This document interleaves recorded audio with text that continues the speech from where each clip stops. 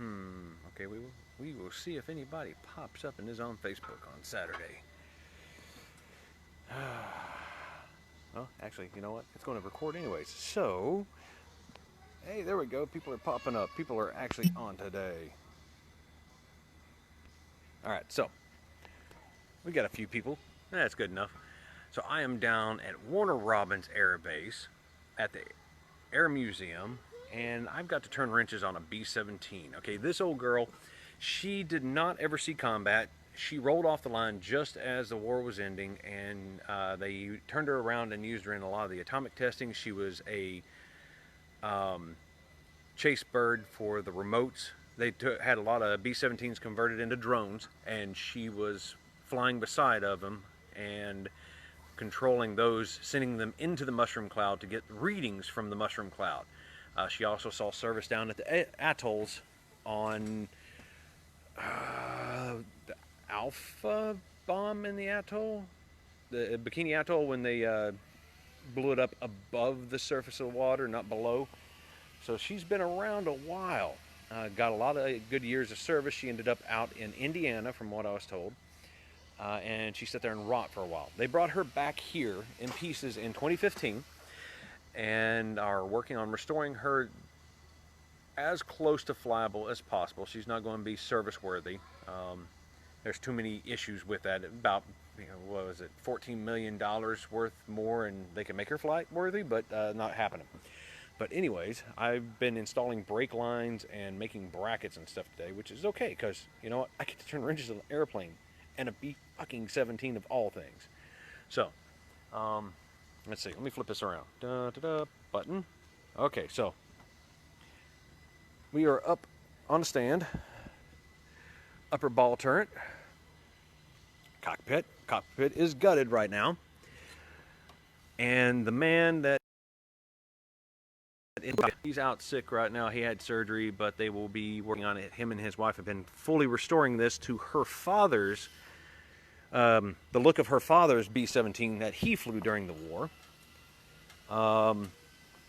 This bird is gorgeous. She never got a name. He told me that they were talking, yes, these people. Steve had surgery, so he's not here right now. They had tried to give her a name back in the day, or since she's been here. They were going with Barely Harmless or something like that. And she is a G model. She has the chin gun. But when they put the nose art with the voluptuous red head in the 90, apparently it did not go well, and they had to take it off real quick. So she doesn't have a complete name yet. Okay, the lower deck, getting into where the bombardier and the navigator would have been. La la la la. And I've been all over this bird already today. Down here's where I've been playing. We've been installing the brake lines. See, new lines. We had to fabricate some stuff and had to figure out how to finagle. This was a weird setup. Freaking clamps. Oh, Rosie the Riveter's back. I'm doing a live. Hi. Okay, you want a turbo? That's a turbo right there. Look at that. You got the intercoolers and everything. Let's see. Let's go inside. Mike said I could go inside. There's a B-29. There's another B-29. This museum is freaking amazing. Okay, so crew loading door. Da da da da da da. All right.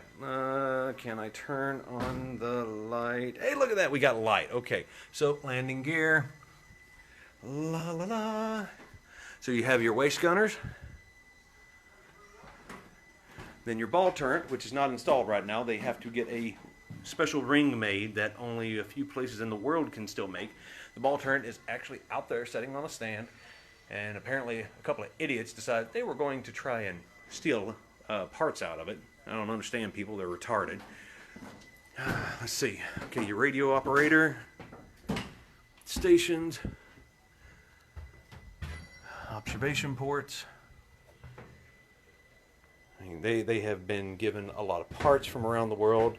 They source everything that they can original, but well, I mean, lines are lines. Those have been fabricated, and there's some gorgeous work been done on this bird. I get over to the cockpit area, the bomb bay. Surprisingly enough, for such a big aircraft, this is a tiny little bomb bay. I mean, you're talking like 10 2,000-pound bombs maybe. It's tiny, but this is the payload. All right, and we go on into the cockpit, which doesn't have much in it at the moment because the dash and everything else is down there. So there's the stand that I was standing on. But we are inside the cockpit of a B-17, or the cockpit area. Oh, wow. Parts. God, I love airplanes. This is so freaking cool. This is heaven. Okay, the upper turret, which this is not an actual turret. Somebody fudged it to make it look pretty for when it was out in Indiana. So wood, fiberglass, all that kind of crap. I'm probably driving y'all crazy moving this camera around. But you know, it's okay. Look at all the control cables. It's a mess. And the control cables, when they got back down through here, ow, not made for a fat boy for sure. Let's see. Well, all right. See how the control cables are running down through those phenolic blocks? These things had to be greased up. I mean, that's the only way this could have worked. Because I got down here looking. And right here, you got cables running. I don't know. Maybe? I'm not sure. Unless those were supposed to be tightening, but I don't think so. That looks like flight control cables. Going back to the stab and the aileron, or not the aileron, the stab and the vert, in the rudder. But you've got, back there's the tail gunner section. That's where my grandfather would have been, because he was a tail gunner on these birds.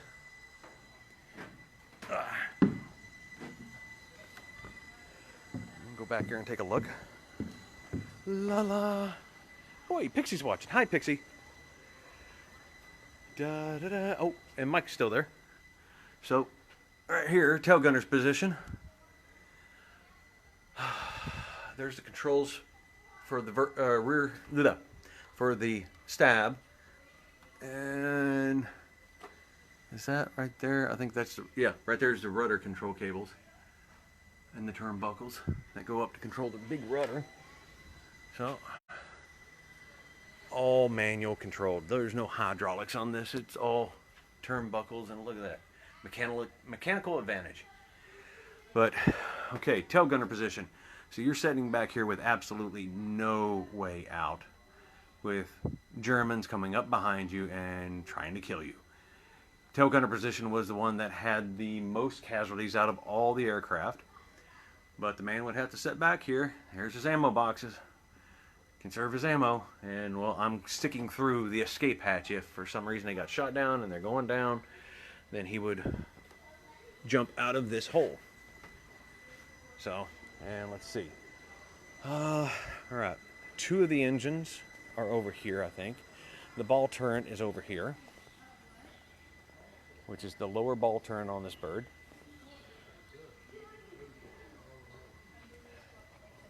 And the upper ring, no, I don't see it.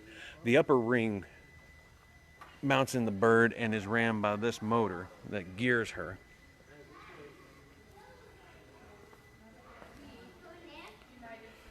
But here's your controls and here's your guns, and your ammo would have been up top being fed into it. But imagine sitting in this thing. Let's see, you would have been sighting out. Okay, I guess you would have been sighting down that. Your head would be up here and you'd be looking down and shooting. Wow, that doesn't even look comfortable. Huh. Alright, so, but the big beautiful bird, I'll have to ask Mike here in a second what they were thinking of naming her, because I don't remember right off. Unfortunately, the tail number on this side is wrong. Do do do do do do do do do. All right. So, and look at that. She got some beautiful curves. Look at that. 48, 36, 90. Oh yeah, that's a good girl. Hey, Mike, what was the name that you said that was suggested for her since she had no name? Slightly dangerous. Slightly dangerous. Do you want to be on camera? Oh, I got a live feed going. Okay. Well, okay. This man here has let me play with this bird today, and everybody thank him, thank him, thank him. But you're welcome. Mike is running the project on the B-17 build, and he is a fountain of knowledge on her. I was coming over to look at the cockpit assembly, Absolutely. or the dashboard. It was very wonderful having you here today. Thank you. It was a lot of fun. This is, I'm coming back. Well, if you're not having fun, you're probably doing it wrong. Exactly, and this is a gorgeous rebuild. And you said Mike was out because of surgery. Mike Tipton's out because of surgery. Okay. And he had his back fused, actually. Okay. The lower spine. So he'll be back eventually. And just restoration, man. The rudder assemblies. Oh wait, you got the throttle quadrant out here too. Oh. Yeah, the intercooler and everything. Parts. Right. So that's what I've been doing today. Turn the wrenches on her. Da-da. But all right. Yeah, I heard you talking about the controls, and you're right, they're all manual, all cable and pulley. Yes. The pilot would be upwards of 90 pounds of pressure to get the flight controls. Oh wow. And that's not. Is that while in flight at standard speed, cruising speed? Depending on what he's doing, and if he had to, well, today we call it jinking, but you don't jink with a bomber very well. No. But so he could be up to imposed upon him 90 pounds of pressure on those flight controls. Wow. Yep. That's why if you notice, primary flight control cables are very thick. Yeah. Where the thinner cables would be for like engine controls. Okay, up here through the waist area, you've got control cables going through phenolic blocks. Yep, those are for the tail controls. Okay. Rudder and elevator. All right, I wasn't sure if that for sure was. All right, cool beans. Let's see. A number of projects going on here, so it is well worth the drive if you guys are in the area near Warner Robins, Georgia, just south of Macon, Georgia. There are lots of aircraft to see, and something that I have learned by asking and looking is if you want to come and play with an aircraft to learn about it, if you're writing a story and you need some research material, they like volunteers. If you can do something and you have the capability, then go volunteer, because you know what? All I did was ask. It's like, and I was asking because I was doing research for one of the books I got set up for this year. And then I found out about volunteering. Like, what? I can turn wrenches on an airplane again? Because it's been years since I've turned wrenches. I'm an F-15 mechanic. I love airplanes. And granted, I just played with brake lines today. But that's okay because it was freaking awesome. I get to, like, I'm touching her. Oh, God, yeah. But yes, if you have museums in your areas, talk to them. I'm going to go play with some choo-choo trains here soon, too. And I might be taking Mr. Chris Woods with me if I can. But, yeah, go ask about volunteering and putting in a little time, and, you know, a little bit of sweat and effort could get you a wealth of knowledge and people talking to you about the history of these things. And, I mean, this A-26 over here. Let's see. Let me get over here. They've got an A-26 over here, and they also have one outside. Now, the A-26 and the B-25 both had similar attack patterns. Let's see. Let me go ahead and flip this around. If it'll flip. Come on, camera. Okay. Now, this is an A-26. She has been converted. The bomb bay is like no longer existent. The guns are gone. And she has a crew compartment or a passenger compartment in the back. She was made to take dignitaries.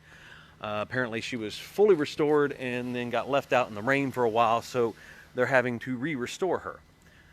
She's gorgeous. Look at the size of them freaking engines, okay? Compared to the size of her fuselage. This thing's a beast. She will move. The way she was designed to attack is come in nose hot with 850 cals blazing, drop her payload of bombs, and then swoop out. The B-25 which they have one over here, has a similar attack pattern, except that she's got more guns. Because a B-25 Mitchell has an upper and lower ball turret, depending on the model. A tail gun position, she has waist turret positions, not to mention that they had 6 or 8 nose points. This one, I don't know what model this one is. Depending on the model, which I think it was a G model that had all the guns. See, this one was set up for the big cannon. They had a 70 millimeter cannon, plus they could have 8 50 cals up front, plus 2 bubble pods on either side. If you've seen the pictures that I put up of the B-25 Mitchell that was down in Mobile, she had the bubble pods on her. Oh wait, you can see the silhouette where they were. Okay, those, I think those were 50 cal too. I'm pretty sure. See right there, you can see the outline of where those bubble pods were. So this thing would come in blazing hot, firing everything she's got at the enemy, coming in at a ship or coming in at a convoy. Well, then she'd drop a payload of bomblets. Those bomblets had parachutes. And then she would pull up, and the upper turret would turn around and begin firing backwards. You had the tail gunner firing backwards, and you had the waist gunners firing backwards, covering them on their escape run. Well, at that point that they're out of range is about the time that the bomblets on their parachutes reached the enemy and went boom, because everybody was putting their heads up and like, okay, where'd they go? Oh shit, boom, dead. So, you know, it is an epic maneuver that I learned about because I asked questions. Don't be afraid to ask questions. Suck it up and ask the questions, because you learn cool stuff. Oh, they have one of Saturday Night Fever. John Travolta. They have one of John Travolta's jets out back too. There's one of his little Lear jets. They've got, I think this was Lyndon B. Johnson's, one of his Air Force One planes. Over here, that one right there. That was one of the presidential planes. They have Schwarzkopf's Battle Command Center out back. There are so many planes in this place, and I'm back in the maintenance area because I'm allowed to be. I'm a volunteer. Oh, hey, engine. Wait, no. Okay, I got other things I got to do. So, oh my, whoever thought that an F-84 actually had a hood? Because this thing's got a freaking hood. Uh-oh, Rosie the Riveter. I think she wants to go. I know it's fixing to storm. Okay, so that is it for right now, y'all. And like I said, y'all ever down this way around this area, come check out the museum because it is just absolutely awesome. Yeah, that right there, whew, this albatross has needed a lot of love. It took them forever to free up the engines. But all right, I am out and heading back to Chattanooga.